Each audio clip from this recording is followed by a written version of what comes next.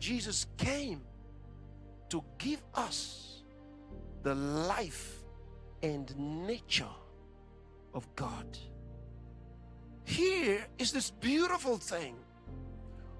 When he gave us this new nature, this nature of God, it came with a package. It came with a gift, the very thing no man could ever attain. When you believe in Jesus Christ, you receive his life and nature. That's what you get from him.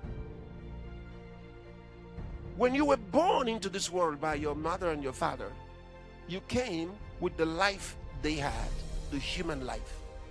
And that's why Jesus said you must be born again. And when you are born again, you are born with the life and nature of Christ. Now, I said that life comes with a special gift, with a special package. Righteousness that was absolutely unattainable